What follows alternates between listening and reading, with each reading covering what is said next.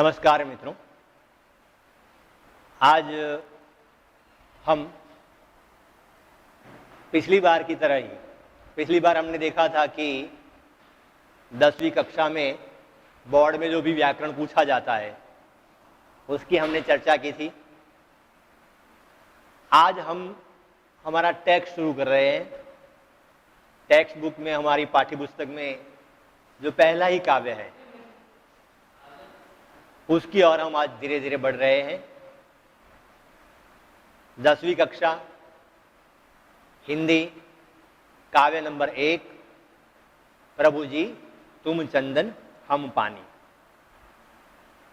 प्रभु जी तुम चंदन हम पानी, कवि है रैदास, जिसको रविदास के नाम से भी जाना जाता है, मगर ज्यादातर उन्हें रैदास से ही पहचानते हैं हम। भक्तिकालीन कवि, और जो हमारे भक्तिकालीन जो कवि है कबीरदास, जो निर्गुण कवि है, उनके ही समकक्ष ये कवि माने जाते हैं, क्योंकि ये प्राचीन जो कवि है पुराने, उनके जन्म के बारे में, जन्म कब कहाँ हुआ था उसके बारे में ठीक ठीक जानकारी नहीं मिलती है। फिर भी उनके काव्य में जो आई हुई घटनाएं हैं, प्रसंग है, उसके आधार पर हम यह अनुमान कर सकते हैं कि उनका जन्म काल कब होगा। तो यहाँ पर हमारी किताब में लिखा है 1388 ईस्वी में उनका जन्म, और 1518 जो भी अनुमानित है उस वक्त उनकी मृत्यु। वैसे अगर इन सालों को गिना जाए तो 12 और 18 लगभग 130 साल की इनकी आयु हो सकती है, मगर ऐसा हो नहीं हो सकता, क्योंकि अनुमान है कब उनका जन्म हो सकता है, 10-20 वर्ष आगे पीछे हो सकता है। ये रामानंद जी के शिष्य में माने जाते हैं। काशी में रहते थे, पढ़े लिखे तो थे नहीं, फिर भी जो ये भक्त कवि है ना, बड़ी उच्च प्रकार की उनकी साधना होती है, भगवान की ओर अपना समर्पण भाव प्रकट करते हैं।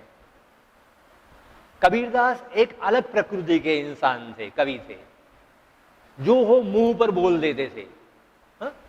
काकर पाथर जोरी के मस्जिद लई चढ़ा चुनाए, ताचड़ी मुल्ला बांग दे क्या बहरा हुआ खुदाए। मस्जिद पर चढ़कर ये जोर जोर से मौलवी साहब जोर जोर से बोलते हैं, तो क्या खुदा बहरा हो गया है जो इतना जोर जोर से बोलने की आपको जरूरत पड़ी है।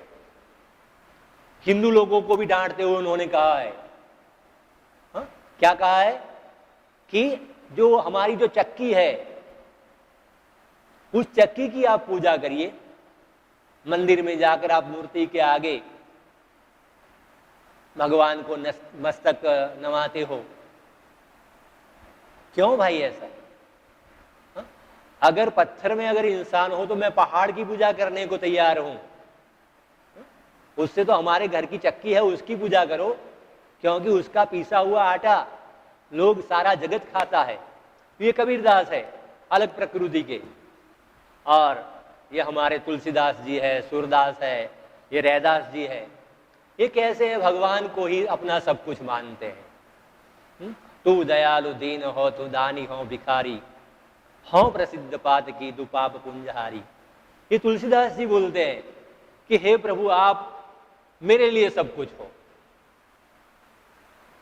तू दयालु दीन हो, आप दयालु हो, दया के सागर हो। मैं प्रसिद्ध ऐसा पापी हूं, आप पाप के पुंज को नाश करने वाले हो, हमें अज्ञान से ज्ञान की ओर ले जाने वाले हो। तो ये तुलसीदास जी है, सूरदास है। सूरदास को तो भगवान बाल रूप में ही अच्छे लगते हैं। तो ये निर्गुण निराकार एक और कबीर है, दूसरी ओर है सगुण साकार का पूजा करने वाली ये कवि है। मीरा मेरे तो गिरधर गोपाल दूसरो न कोई, जाके सिर मोर मुकुट मेरो पति सोई। ये सगुण भक्ति का वाले कवि है। यहां पर जो रैदास जी है, तुलसीदास जी की ही भांति, तू दयालु दीन हो, तू दानी हो भिखारी, उसी प्रकार यहां पर ये जो काव्य है उसमें भगवान के प्रति अपना समर्पण भाव प्रकट करते हैं। तो काव्य का नाम है प्रभु जी तुम चंदन हम पानी, रैदास जी है। ऐसा कहा जाता है कि इनके जो काव्य है कुछ एक पद, वैसे 200 के करीब उनके पद है, मगर उनके जो काव्य है अधिकतर गुरु ग्रंथ साहब में संग्रहित है। गुरु ग्रंथ साहब क्या है? सिखों की धर्म पुस्तक जिसको माना जाता है, तो उसमें उनके ज्यादातर पद संग्रहित है। तो ऐसे हैं रैदास जी और उनके काव्य। तो पहले हम ऐसा करते हैं कि काव्य को सुनते हैं, उनका गान करने का प्रयास करता हूं, आज देखें क्या होता है। प्रभु जी तुम चंदन हम पानी, तुम चंदन हम पानी, जाके अंग अंग बास समानी, जाके अंग अंग बास समानी, तुम चंदन हम पानी पानी। प्रभु जी तुम घन बन हम मोरा, तुम घन बन हम मोरा, जैसे चितवत चंद चकोरा, जैसे चितवत चंद चकोरा, तुम चंदन हम पानी पानी। प्रभु जी तुम दीपक हम बाती, तुम दीपक हम बाती, जाकी ज्योत बरे दिन राती, जाकी ज्योत बरे दिन राती, तुम चंदन हम पानी पानी। प्रभु जी तुम मोती हम धागा, तुम मोती हम धागा, जैसे सोनहि मिलित सुहागा, जैसे सोनहि मिलित सुहागा, तुम चंदन हम पानी पानी। प्रभु जी तुम स्वामी हम दासा, तुम स्वामी हम दासा, ऐसी भक्ति कर रैदासा, ऐसी भक्ति कर रैदासा, तुम चंदन हम पानी पानी। प्रभु जी तुम चंदन हम पानी, तुम चंदन हम पानी। ओके, आपको ये पद पसंद आया होगा। मेरा एक प्रयास रहता है कि ज्यादातर जो कठिन शब्द आते हैं, वैसे कवि है ना बड़े सरल होते हैं, इतने सरल भाषा में अपनी बात कहते हैं हमें, फिर भी हम शब्दार्थ ले लेते हैं। तो पहला एक शब्द है बास, यानी बू, गंध, सुगंध, बास। मोरा, मोर, घन यानी बादल के लिए उपयोग हुआ है। जाकी ज्योत बरे, बरे दिन राती जले। दासा, दास, अपने आप को दास मानते हैं। सुहागा, एक तरह का खनिज पदार्थ, और मैंने कल एक नेट पर जांच किया इसके बारे में, सुहागा। तो सुहागा का मुझे अर्थ मिला कि एक ऐसी धातु है जो सोने को गलाने के लिए जिसका उपयोग किया जाता है। सोने, जो सोना ठोस होता है उसको गलाने के लिए जिसका उपयोग किया जाता है, तो ऐसा सुहागा। चकोर एक पक्षी है जो चांद को देखता रहता है। और चितवत यानी देखना। ठीक है, तो ये है कुछ कठिन शब्दार्थ। ठीक है, तो इसमें हम देख लेंगे, फिर बाद में हम दिखा लेंगे। आपकी पुस्तक में आपको देखना है कि ये शब्दार्थ यहाँ पर दिए हुए हैं। तो ये शब्दार्थ खत्म होने पर अब देखते हैं हम काव्य का भावार्थ। देखिए, हमें शब्दार्थ की ओर नहीं जाना है, क्योंकि काव्य हमेशा अपने अंदर भाव को लिए रहता है। और अगर आप भाव को अपने अंदर महसूस करोगे ना, तभी आप कवि तक पहुंच पाओगे, और कवि क्या कहना चाहते हैं वहां तक आप पहुंच पाओगे। तू दयालु दीन हो, तू दानी हो भिखारी। तुलसीदास जी कहते थे कि हे प्रभु, आप दयालु हो तो मैं भिखारी हूं। तू दानी, तू दयालु, दीन हो, दीन यानी गरीब मैं हूं।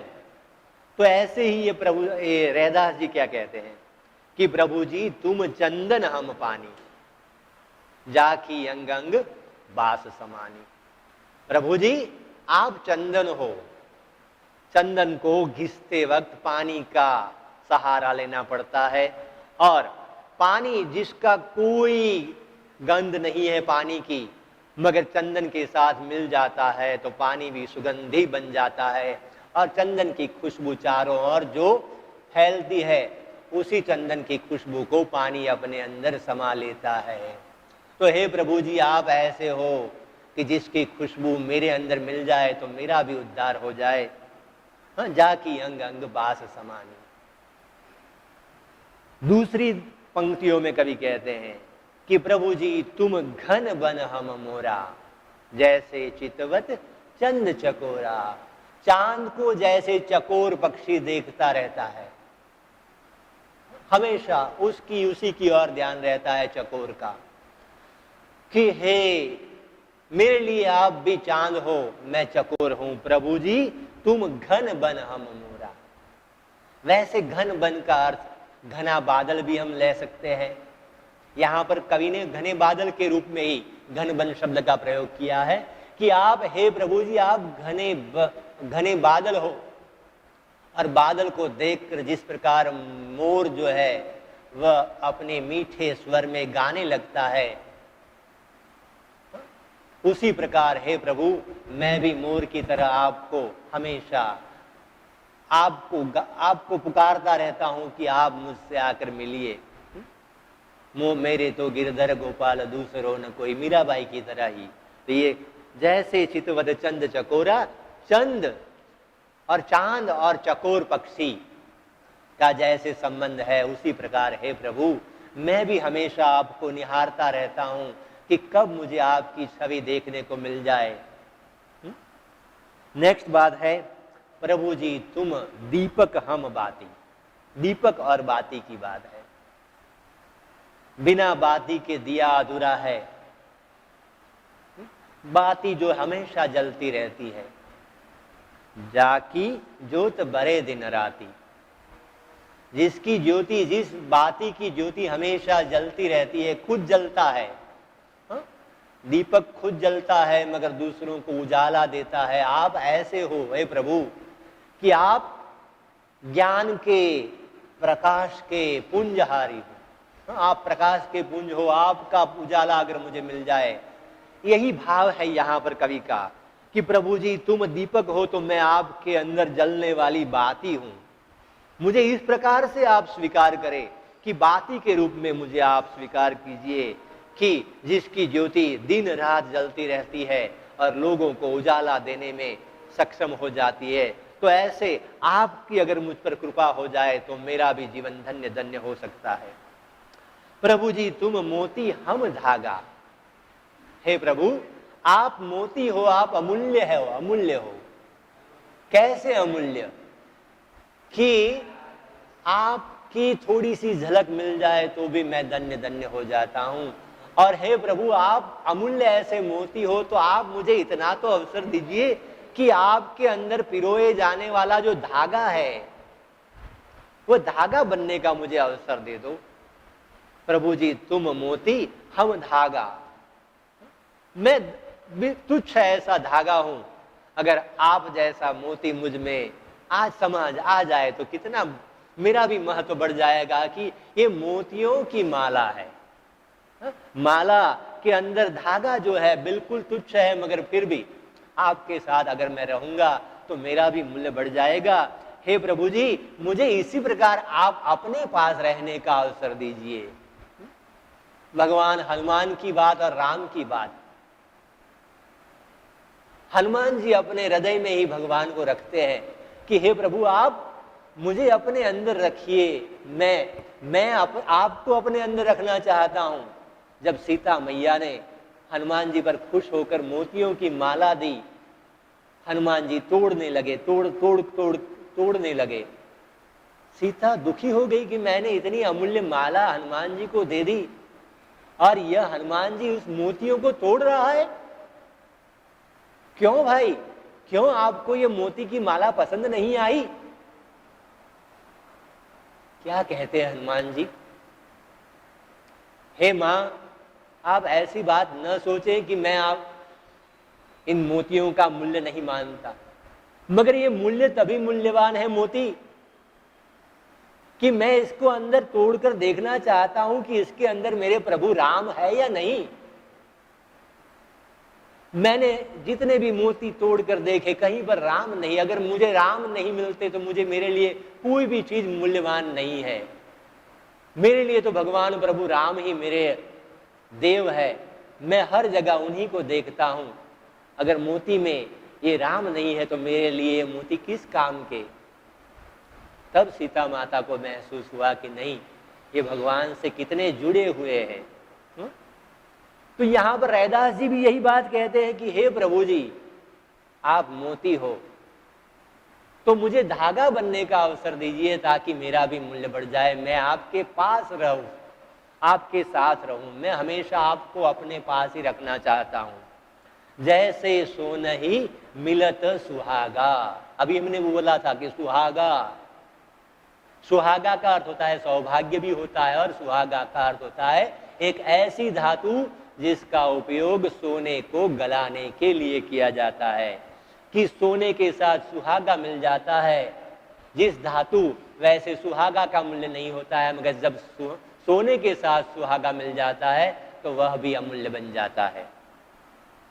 तो प्रभु जी आप सोना हो और मैं सुहागा हो, तो सुहागा का भी मूल्य सोने के साथ रहकर बढ़ जाता है। ऐसे ही प्रभु जी आप मेरे अंदर रहिए, मैं आपके चरणों में ही रहना चाहता हूं, आपको अंदर है, अपने अंदर, अपने मन में बसाना चाहता हूं। और लास्ट में रैदास जी, बड़ा ये प्राचीन जो कवि थे उनके काव्य को पहचानने का ये बड़ा आसान तरीका था कि ये कवि अपना नाम काव्य में कहीं न कहीं तो डाल ही देते थे। कैसे कि प्रभु जी तुम स्वामी हम दासा, ऐसी भक्ति करे रैदासा। तो कवि ने अपना नाम लास्ट में रखा है कि हे प्रभु मैं आपकी भक्ति कैसे करता हूं कि आप स्वामी हो तो मैं दास बनने को तैयार हूं। प्रभु जी अगर आप मेरे आका हो, मालिक हो, तो मैं आपका चेहरा दास बनने को तैयार हूं। मगर हे प्रभु मैं हमेशा हर रूप में आपको अपने मन में बसाना चाहता हूं, अपने आप को आपके समर्पित करना चाहता हूं। हमेशा मैं आपके चरणों में अपना मस्तक नवाना चाहता हूं और आपको अपने अंदर बसाना चाहता हूं। तो फिर से देख ले, प्रभु जी अगर चंदन है तो हे प्रभु मैं पानी हूं कि जिसकी बाज हर अंग अंग में समा जाती है। हे प्रभु जी आप घना बादल हो तो मैं मोर हूं, और अगर आप चांद हो तो मैं चकोर हूं। हे प्रभु जी आप दीपक हो तो मैं बाती हूं कि जिसकी ज्योत दिन रात जलती रहती है। और हे प्रभु जी आप मोती हो तो उसमें पिरोया जाने वाला धागा मैं हूं। और हे प्रभु जी आप सुवर्ण हो, सोना हो, कंचन हो, तो मैं उस कंचन को गलाने के लिए जिस धातु का उपयोग होता है ऐसा सुहागा हूं। तो आगे कहते हैं कि हे प्रभु जी आप मेरे स्वामी हो, मैं आपका दास हूं और मैं ऐसी आपकी भक्ति करना चाहता हूं कि आप हमेशा के लिए मैं आपके चरणों में रहूं, मैं आपको अपने हृदय में बसाना चाहता हूं। तो ये कवि समर्पण भाव, जहां पर समर्पण भाव होता है वहीं पर प्रभु है। हा? जब मैं, जहां पर मैं हूं वहां पर तू नाही। कबीरदास कहते हैं कि जहां पर मैं हूं तहां वहां पर तू नहीं हो। यानी कि जहां पर मैं यानी अभिमान है, अगर आप में थोड़ा सा भी अभिमान है तो प्रभु आपको नहीं मिलेंगे। आपको मैं को छोड़ना है। यह तो घर है प्रेम का खाला का घर नहीं, यह तो घर है प्रेम का खाला का घर नहीं, शीस उतारी भूई धरो ता बैठे घर माही। अगर उस भगवान के घर में प्रवेश करना है तो प्रेम से आप जाओ। शीस उतारी भूई धरो, शीस उतारना अपना मस्तक नहीं काटना है, अपने अभिमान को छोड़ना है। अगर आप अपना अभिमान छोड़कर भगवान के चरणों में जाओगे तो आपको फौरन भगवान मिल जाएंगे। अभी विष्णु पुराण चल रहा है, देखिए उसमें कि क्या करता है प्रहलाद, क्या करता है ध्रुव। उसको अड़िग विश्वास है कि मेरे ऊपर जो भी आपत आए मुझे क्या फर्क पड़ने वाला है, मेरा तो रखवाला वही है, उसके ऊपर विश्वास है। यही भक्ति है कि मेरा काम तो वही करेंगे। नरसिंह मेहता, भगवान के ऊपर कितना विश्वास। कुंवरबाई का जो भी प्रसंग है, भगवान खुद आते हैं उस प्रसंग में। नरसिंह मेहता तो कहीं पर भजन गा रहे हैं और यहां पर घर पर आकर कुंवरबाई का प्रसंग खत्म करते हैं। तो ये है भगवान की भक्ति। ये भक्त और भगवान के बीच का यही संबंध होता है कि भक्त हमेशा भगवान के चरणों में समर्पित रहता है। और मैं भी चाहता हूं कि अभी ऐसे कोरोना काल में आप भी अभी नेट के भरोसे हो, अभी जो भी वीडियो आ रहे हैं उसको आप देखना, अच्छे से समझना। एक बार दो बार अगर आप देखोगे तो आपकी समझ में आसानी से आ जाएगा। और अगर कभी ज़रूरत पड़े तो मुझे पर्सनली, जो मेरा नंबर है आपकी डायरी में शायद लिखा होगा, तो उसमें से कॉल कर देना। मैं आपको जो भी समझ में नहीं आ रहा है उसको समझा दूंगा। ठीक है, थैंक यू, ओके।